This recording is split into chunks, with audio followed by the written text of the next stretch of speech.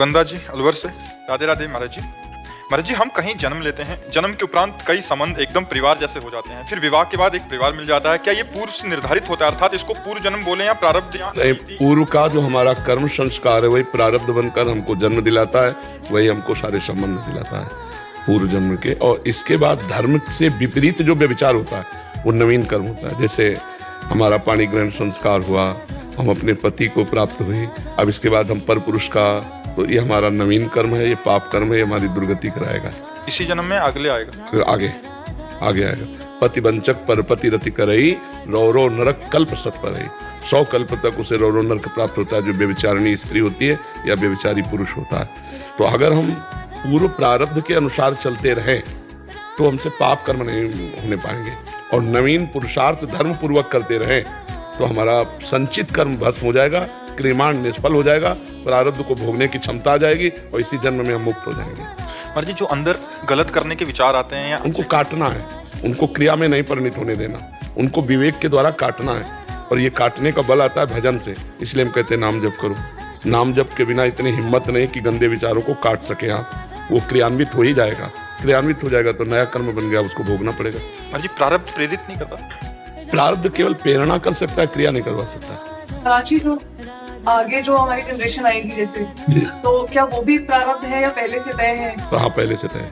हाँ, पहले से तय। हमारी संतान होगी कौन? हाँ, कैसी होगी ये भी तय है। कैसी होगी, कैसे स्वभाव वाली होगी, कितना स्वास्थ्य ठीक होगा, कितना स्वास्थ्य खराब होगा, ये सब होगी। कितने दिन टिकेगी, ये भी प्रारब्ध में जी। महाराज जी, आपने एक बार एकांतिक वार्तालाप में इसने प्रश्न किया था कि आपके जाने के बाद केलीकुंज का क्या होगा, तो आपने कहा था कि वैसे ही रहेगा। तो आपने कहा था कि 100% तो नहीं रहेगा, सेम टू सेम। तो महाराज जी, एक जीवित गुरु के बिना भी हमारी लाइफ कैसे हो जाएगी? हाँ, ये तो मतलब आप तो मान लो गृहस्थी में आपके तो कोई है भी, ऐसे सैकड़ों बच्चे हैं जिनके केवल हम ही हैं, जिन्होंने घर परिवार सब त्याग कर विरक्त वेश ले लिया है। तो उनके लिए प्रश्न तो बहुत ही कड़वा है कि अगर हमारे बिना उनका कैसे रहना होगा। हम बात नहीं करते लेकिन वो देखकर ही जीवित हैं। बच्चियां हैं, बच्चे हैं, सैकड़ों की संख्या में हैं, और केवल हमारे प्यार और दुलार से ही तो जीवित हैं, क्योंकि एक हमारी दिनचर्या है। उसी दिनचर्या में वो देख ले, सुन रहे हैं कथा वार्ता, बस इतना ही है। पर्सनल बैठकर जैसे आप सौभाग्य प्राप्त हमारे बच्चे भी नहीं प्राप्त कर पाते, क्योंकि कभी साल 6 महीने में ऐसा हुआ कि ऐसे बैठाल कर बात कर ली तो कर ली। और उनका जीवन ही केवल हम ही है, ना वो श्री जी को जानते हैं और घर परिवार त्याग दिया है। अब कल ये शरीर ना रहे तो उनका जीवन आपको तो डायरेक्ट कनेक्शन है श्री जी से। आप उनको बोलिए हमारी उम्र आपको लग जाए कि आपको दुनिया की बहुत जरूरत है। इसमें एक बात यह है, अब हमारी स्थिति को आप नहीं समझ पाएंगे। हमारी स्थिति श्री जी के रिमोट से चल रही है। अगर वो ऑफ तो हमें ऑन नहीं करवाना। क्यों? क्योंकि आपकी इच्छा में हमारी इच्छा है। और देखो, उनकी इच्छा है कि मैं ये सेवा करूं, तो किडनी फेल है, प्राय अब रोज डायलिसिस होता है और बहुत अच्छे से दिनचर्या चल रही है। उनकी कृपा, अगर उनको चलाना है तो 20 वर्ष चला देंगे इसी में, और उनको नहीं चलाना तो 20 सेकंड भारी पड़ जाएंगे जीना। तो हम उनसे क्यों प्रार्थना करें? हम तो आपके नौकर हैं, जहां नौकरी दोगे वहां हम चले जाएंगे। अब सरकारी ऑफिसर कि मुझे ये क्षेत्र बहुत पसंद आया, मुझे स्थायी कर दो, तो नहीं कर पाएंगे स्थायी, उनको ट्रांसफर करना पड़ेगा, नहीं करना पड़ेगा। तो ऐसे ही ट्रांसफर होगा। तो अभी जो लाभ है वो आगे नहीं मिलेगा। देखो, मोबाइल में सुनना और प्रेजेंट वर्तमान में बैठकर आंख मिला के सुनना, इसमें कुछ तो अंतर है ही।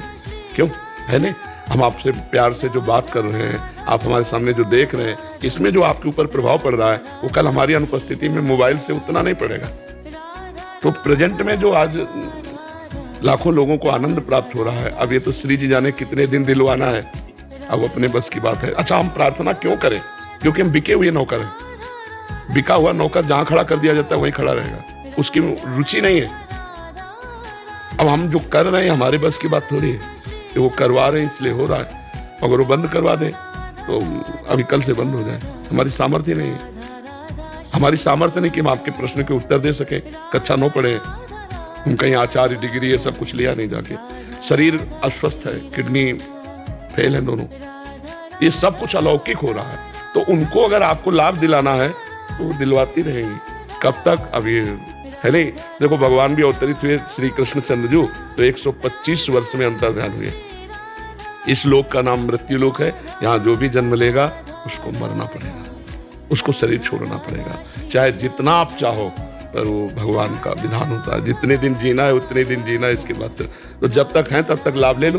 और एक शेफाली जी हैं, वो कह रही हैं कि महाराज जी आपसे प्रार्थना है कभी भी जाने की बात ना किया करें, बहुत दुख होता है, चाहे जो बात करें पर ये बात मत करें। एक तो हमने बाकी सारा ज्ञान दूर दूर से हो जाता है। ज्ञान काम नहीं करता कहते हैं। अच्छा, जाने की बात इसलिए करते रहते हैं कि तैयारी रखो इस बात को भी झेलने की, सहने की। नहीं, अचानक नहीं सह पाओगे। हम जैसे हमसे कोई ज़्यादा प्रियता की बात करता है तो हम एक टेबलेट ही जरूर दे देते हैं कि अभी जो हमारी बात मान लो, नहीं कल हम आपको बात बताने के लिए नहीं रहेंगे। बोले ऐसी बात ना करो, सत्य बात है, इस बात को समझो।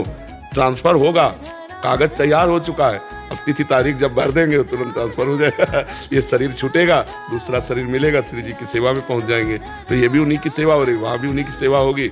अब ये जरूर है कि ये असहनीय विषय है, जैसे अपने गुरुदेव से वियोग होना, उनकी छत्र छाया प्रगट में हट जाना, इसमें कोई ज्ञान नहीं काम करेगा, हमारा नहीं करेगा, आपका क्या बात है। जैसे हमारे गुरुदेव हैं तो हमारे सर्वस्व है, आंख मिला दी, मुस्कुरा दिए तो ऐसा लगता है कि सब कुछ मिल गया।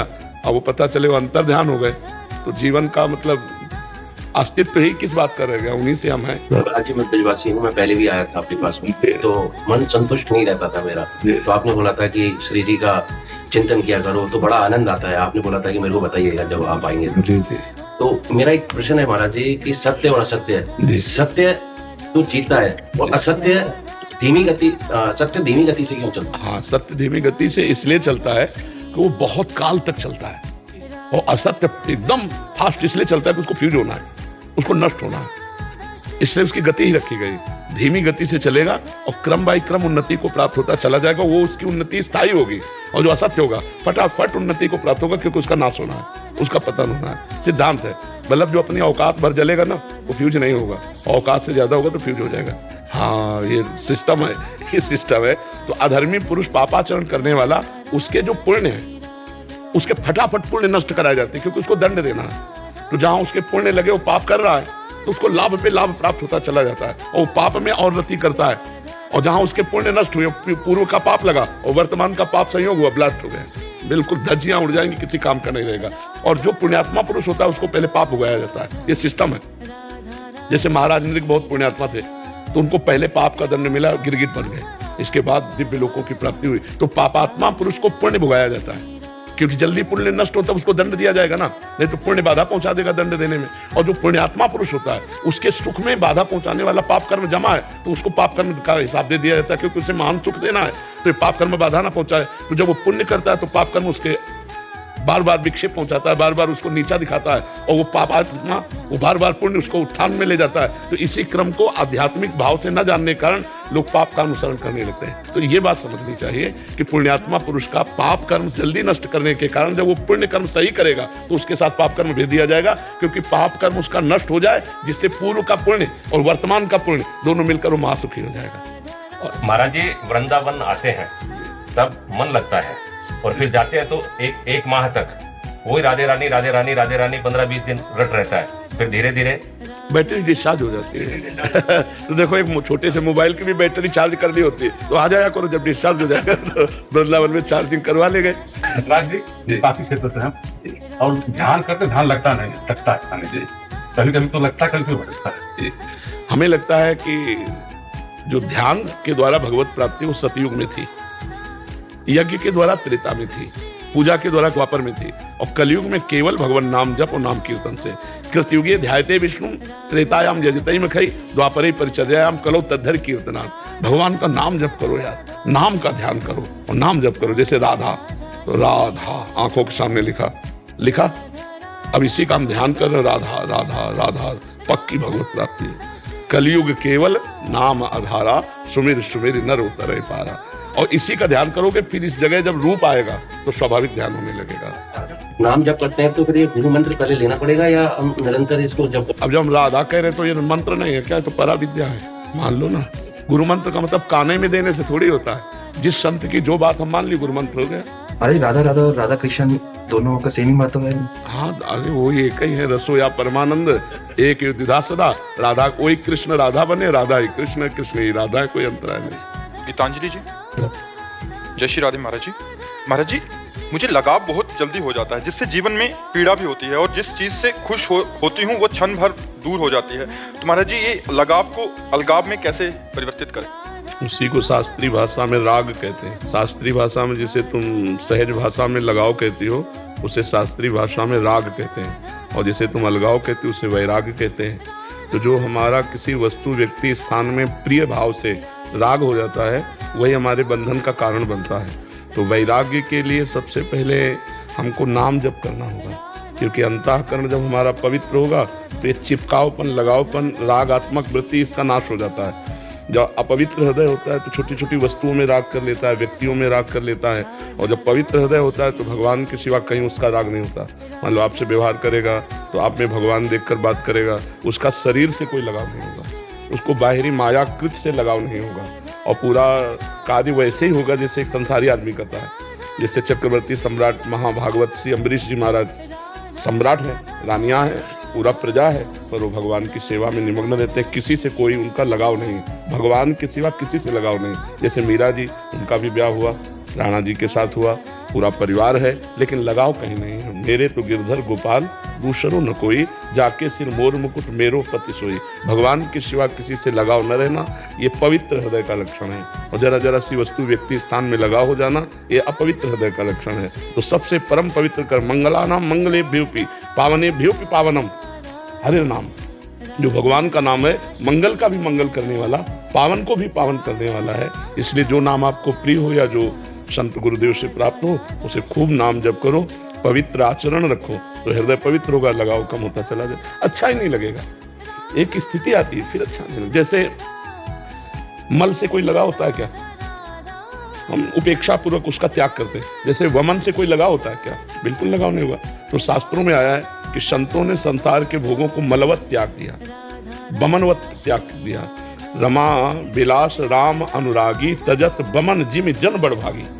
लक्ष्मी के वैभव विलास, माया के वैभव विलास को बड़भागी भक्त जन वमन के समान त्याग दिया। वमन का मतलब समझते ना, उल्टी घृणास्पद भाव से त्याग दिया। हम छोटी छोटी वस्तु, व्यक्ति, स्थान में लगाव कर रहे हैं, क्योंकि हमारा हृदय अभी भगवान से विमुख है, अभी भगवदानंद का अनुभव नहीं हुआ। इसलिए खूब नाम जप कीजिए। प्रभु जी, हमारा लगाव की वजह से हमने ऐसा कहते हैं दया ही करना सब कुछ है, क्या दया ही दुख का कारण बनता है? नहीं, वैसे हम आपको एक सिद्धांत बताते हैं, यहाँ कोई किसी से लगाव नहीं रखता।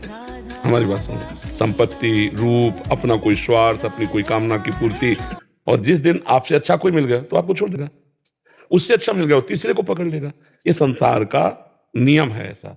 यहाँ कोई किसी से प्यार नहीं करता, प्यार तो सिर्फ भगवान करते हैं। प्यार का मतलब है हम अवगुणी हैं, हम अधम हैं, हम नीच हैं, हम अच्छे नहीं, फिर भी हमें कोई प्यार करे, तो वो तो सिर्फ भगवान करते हैं। यहाँ तो हमारे अनुकूल हो आप जब तक, तब तक आपसे प्यार, और आपसे बढ़कर कोई अनुकूल मिल गया फिर आपसे कोई मतलब नहीं रह जाएगा। तो इस संसार के अगर इस झूठे खेल को समझ जाए तो जीवन सार्थक हो जाए। हम सच्चे भगवान से प्यार कर लें, लेकिन भगवान से प्यार करना कठिन है क्योंकि वो दिखाई नहीं देते। लेकिन भगवान से प्यार हो जाए तो जीवन सार्थक हो जाए। यहाँ सच्ची मानिए कुछ नहीं सार है। वो एक भ्रम बैठा, मलिनता बैठी, तो लगता है कि हमें कोई प्यार करे। यहाँ संसार में यहाँ कोई प्यार नहीं करता। यहाँ एक वर्ष प्यार किया, दूसरे वर्ष डिवोर्स हो गया, ऐसे भी तो हो रहे हैं, केस नहीं हो रहे। यहाँ क्या प्यार है? कम से कम प्यार का मतलब इतना तो हो कि दो साथी हैं तो एक दूसरे के दुख सुख की बात समझे, एक दूसरे को क्षमा करे, एक दूसरे के काम आवे। लेकिन ऐसा प्यार कहीं बिरला कोई करता हो तो हमें नहीं पता। बकाया स्वार्थ वाला प्यार तो सब करते हैं, जबकि आप बिल्कुल उससे प्यार कर रहे हो यथावत, तो भी वो आपको नहीं स्वीकार करेगा। ये संसार का नियम है, ये नियम है। यहाँ के प्यार का यही परिणाम है यहाँ। इसीलिए सावधान हो जाओ, भगवान की शरण में हो जाओ, और भगवान से कहो कि या तो आप प्यार करो या आप भेजो। फिर उनका भेजा जो जन होगा वो एक अलग बात होगी। हम संसार के बहाव में ना बह जाए, नहीं तो जीवन व्यर्थ नष्ट हो जाएगा। जी। संदीप जी महाराष्ट्र से। राधे राधे जी महाराज जी, आपके चरणों में कोटि कोटि प्रणाम। महाराज जी, आपके श्रीमुख से बहुत बार सुना है ब्रह्म ज्ञान और ब्रह्म तत्व, परंतु मुझे ये समझना है कि ये क्या होता है, ये कैसे प्राप्त होता है? हाँ, गांव में किसी को एक कील दिखाई जाए और कहा जाए जिस धातु से कील बनी है, इसी धातु का एक मकान उड़ता है आकाश में, तो उसको कैसे समझ में आएगा? समझ रहे हो ना? और जब उसे हवाई जहाज दिखाया जाए, हेलीकॉप्टर दिखाया जाए, तो उसकी समझ में आ जाएगी कि नहीं आ जाएगा? जिसने कभी हवाई जहाज नहीं देखा, हेलीकॉप्टर नहीं देखा, वो बताया जाए कि जैसे एक कील है, ऐसे ही धातु का बना हुआ एक मकान उड़ता है जिसमें 100-200 लोग बैठे रहते हैं, तो कील उछाल के देखेगा नीचे आ जाएगी तो कहेगा पागल बनाते हो क्या। लेकिन होता है ना टोटल, धातु का ही तो बना होता है ना, चाहे वो हवाई जहाज हो, चाहे वो हेलीकॉप्टर हो। तो अगर उसको ज्ञान नहीं तो कैसे समझ पाएगा। ऐसे ही हम अपने स्वरूप को तो जानते नहीं, तो ब्रह्म को कैसे जान जाएंगे। तुमको इस शरीर में रहते हुए कितने साल हो गए? 39, मान लो 40 समझ लो, 40 वर्ष हो गए, लेकिन आपने एक सेकंड भी अपने को नहीं जाना। ईमानदारी से बताओ, अगर अपने को जाना तो यही माना, शरीर को ही आत्मा माना, बहुत से बहुत मन को आत्मा माना, जो मन कहे वही हमें करना है, वो कहे ये देखो ये देखना, वो सुनो वो सुनना, वो भोगो भोगना है। लेकिन आपने अपने को कभी नहीं जाना। शरीर आपसे अलग है, मन आपसे अलग है, बुद्धि आपसे अलग है, स्वभाव आपसे अलग है। आप ईश्वर के अंश हो और ये प्रकृति का अंश है। शरीर प्रकृति का अंश है, आप ईश्वर के अंश हो। अंतःकरण सूक्ष्म शरीर ये प्रकृति से बना हुआ, आप परमात्मा के अंश हो। स्वभाव प्रकृति का है, आप परमात्मा के अंश हो। इसी बात को जान लेने को ब्रह्म ज्ञान कहते हैं। जब अपने स्वरूप को जान लिया जाता है तो उसे कहा जाता है ब्रह्म बोध हो गया है, आप ब्रह्म स्वरूप ही हैं। जैसे गंगा की धारा से 1 चम्मच गंगा जल लो तो गंगा, 1 टैंकर लो तो गंगा जल। तो हम लोग भगवान के अंश हैं। चींटी में भी वही ब्रह्म है, आप में भी वही ब्रह्म है, और ब्रह्मा जी में भी वही ब्रह्म है। उसमें कोई अंतर नहीं। उसी को आत्मा कहते हैं, उसी को परमात्मा कहते हैं, उसी को भगवान कहते हैं, उसी को ब्रह्म कहते हैं। आप अपने स्वरूप को भूल गए हो और आप अपने को पुरुष मानकर इस देश से व्यवहार कर रहे हो। इसलिए लगता है ब्रह्म कोई और है। मैं तो मनुष्य हूँ, मैं तो गृहस्थ हूँ, ब्रह्म कहाँ हो सकते। तो जितनी बात कही मैं मनुष्य हूँ ये प्रकृति की है, मैं नीच हूं, मैं अधम हूं या उत्तम हूं, ये सब प्रकृति का है। आप तो परमात्मा के अंश हैं। इसी को जानना ब्रह्म ज्ञान कहते हैं। अभी सुना है, जाना नहीं है। अभी हम आपको सुना रहे हैं, आपने जाना नहीं है। और जिस समय जान लोगे तो ब्रह्मविद ब्रह्म ही भवति। जो ब्रह्म को जान लेता है वो ब्रह्म स्वरूप हो जाता है। सोई जाने जे देह जनाई और जानत तुम्हें तुम्हें हो, वो ब्रह्ममय हो जाता है। इसी को कहते हैं ब्रह्म। गुरुदेव, मैं एक अध्यापक हूँ, अध्यापन का कार्य करता हूँ, और मेरा अध्यापन का कार्य ईमानदारी से हो और आपका नाम कभी ना छूटे। हाँ बिल्कुल ठीक। दूसरी बात, मैंने आपको दिल से गुरु माना है जी, और ऐसे ही आपकी आज्ञा अनुसार आगे से मेरे मृत्यु के आखिरी सेकंड आपका नाम ना छूटे। हाँ, खूब नाम को आप पकड़ो, फिर नाम पकड़ लेगा आपको। पहले साधक को नाम जपने के लिए प्रयास करना पड़ता है, फिर नाम उसे पकड़ लेता है, स्वांतः चलता है, स्वयं चलता है, हृदय से स्वयं नाम चलने लगता है, तब वही सिद्ध पुरुष हो जाता है। खूब नाम जप करते रहो, जीवन की सार्थकता यही है। नाम जप करो, खूब नाम जप करो। जी नीरज जी मृत्यु लोक से है लिखा, नीरज जी मृत्यु लोक से। अच्छा, तो स्वर्ग से भी आते हैं क्या सुरताल? राधे राधे महाराज जी, आपके चरणों में कोटि कोटि प्रणाम। महाराज जी, जो व्यक्ति हर परिस्थिति में प्रसन्न रहता है और मस्त रहता है, जिसको कोई फर्क नहीं पड़ता कि आने वाला कल अच्छा होगा या बुरा, जो भी होगा प्रभु के विधान अनुसार होगा, और अपने इष्ट का नाम जप करता हो, ना कोई इच्छा हो ना कोई खोने का गम हो, वो जीते जी जन्म मरण से मुक्त माना जाता है। बिल्कुल बिल्कुल सही, बिल्कुल सही, यही स्थिति है। बस भगवदाकार वृत्ति होनी चाहिए, शर्त है भगवदाकार वृत्ति होनी चाहिए, बस फिर यही जीवन मुक्तता है। बस इसी में न कोई इच्छा, न कोई चाह, न कोई भय, न कोई शोक, न संताप, हर समय प्रभु के चिंतन में निमग्न है, वो जीवन मुक्त ही है। जी महाराज जी, कितना नाम जप करना चाहिए कि भगवत प्राप्ति हो जाए? कितने समय में हो जाती है? एक भी श्वास खाली नहीं जाना चाहिए तो भगवत प्राप्ति हो जाएगी। जो समय हम नहीं नाम जप कर पाते वो समय भगवान को समर्पित कर दो, और जिस समय आपको स्मृति आवे, खाली हो, उस समय नाम जप करो। धीरे धीरे धीरे इस नाम जप का प्रभाव और कर्म समर्पण का प्रभाव जब बनेगा तो हर समय भगवदाकार एक भाव रहेगा।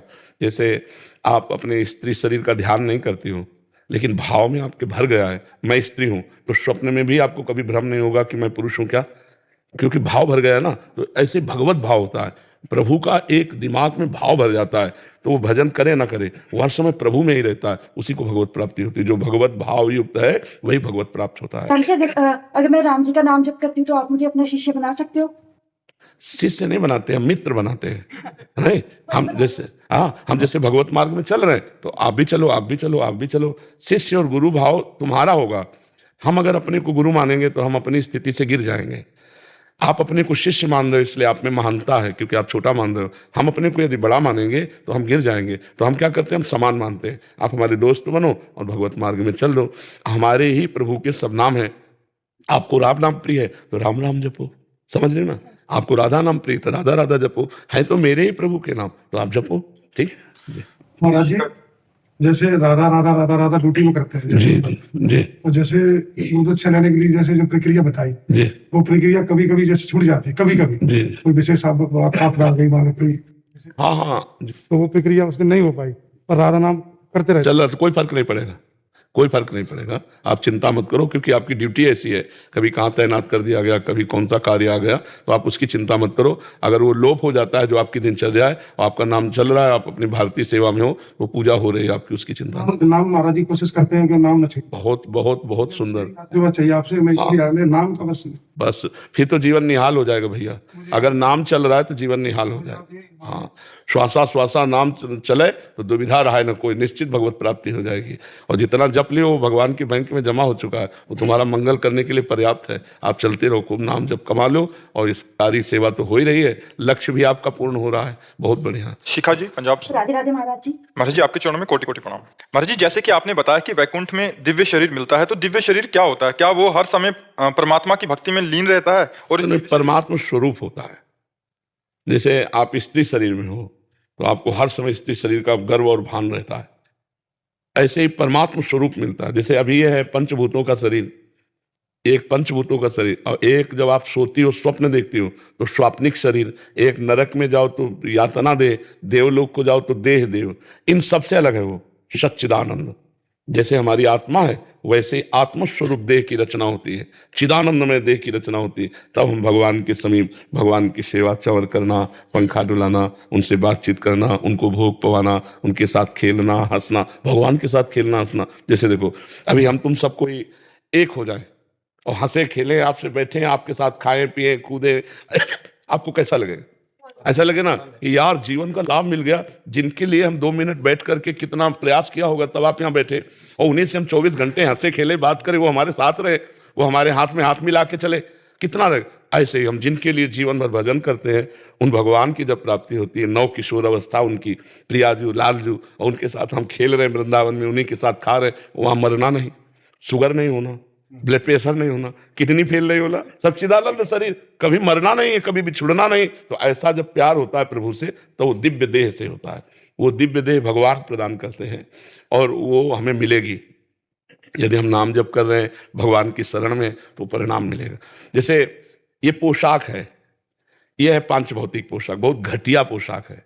जरा में टूट जाए, जरा में फूट जाए, जरा में मर जाए, वो पोशाक कभी टूटने फूटने वाली, कोई अस्त्र शस्त्र से छेद नहीं सकता, भूख प्यास नहीं, गर्मी सर्दी वर्षा, मतलब ये जितना यहाँ है वो सब कुछ नहीं, चिदानंद में। और वो प्राप्त हो गया, न मरना है, न बिछुड़ना है, न किसी तरह का शोक है, न कोई भय है, न राग है, न मोह है। एक मतलब अलौकिक दिव्य, उसी के लिए तो ऋषि मुनि साधना करते हैं सब कुछ छोड़ करके। तो आप सब कुछ ग्रहण करके भी कर सकते हैं, धर्मपूर्वक जो आपके अधिकार में है उन भोगों को भोगिए, खूब भजन कीजिए, तो भाई देह की प्राप्ति हो जाएगी। वो न स्थूल है, न सूक्ष्म है, न कारण, वो चिदानंद देह है। जैसे गीध ने जब सीता जी की रक्षा के लिए प्रयास किया तो रावण ने काट दिया पंख, और वो बहुत तरह से घायल होकर जब पृथ्वी पर गिरा तो आगे भगवान राम आ रहे थे तो देखा जटायु पड़ा है, पर वो भगवान के चरणों का चिंतन कर आगे पड़ा, जटायु देखा, सुमिरत राम चरण की रेखा। भगवान गए और कहा तुम्हारा शरीर रख दें, तो उनका नहीं प्रभु अब नहीं, तो तुरंत शरीर छूटा। गीध देह तज धरि हरि रूपा, चार भुजा और भगवत स्वरूप होकर भगवान के साकेत धाम को गया। ये दिव्य शरीर होता है। वो दिव्य कैसा होता है? वाणी तो बस इतना ही, देखो वाणी एक लिमिट तक केवल बता सकती है, इसके बाद नहीं। जैसे आपको एक गुलाब जामुन पवाएं, आपसे पूछे कितना मीठा है, आपको मीठा नहीं, कितना मीठा है, बहुत मीठा है, नहीं कैसा स्वाद लग रहा है, तो आप कहोगे, एक ही उत्तर होता है कि खा के देख लो। नहीं, वो आप प्राकृतिक वस्तु का भी स्वाद स्पष्ट नहीं वर्णन कर सकती, फिर चिदानंद भगवान का स्वाद कैसे वर्णन कर सके वाणी? इसकी एक क्षमता है, एक लिमिट है, वो लिमिट तक केवल बोल पाती है, इसके बाद नहीं। अब जैसे चिदानंद क्या है, इसकी क्षमता नहीं कि बोलते, क्योंकि प्राकृतिक वाणी तो चिदानंद क्या बोले? वाणी की क्षमता प्राकृतिक रूप के वर्णन की नहीं है, तो चिदानंद रूप का कैसे वर्णन कर दे? इसकी एक लिमिट है। वाणी बहुत छोटी चीज है, एक लिमिट है, वो संकेत मात्र कर सकती है, इसके अलावा नहीं।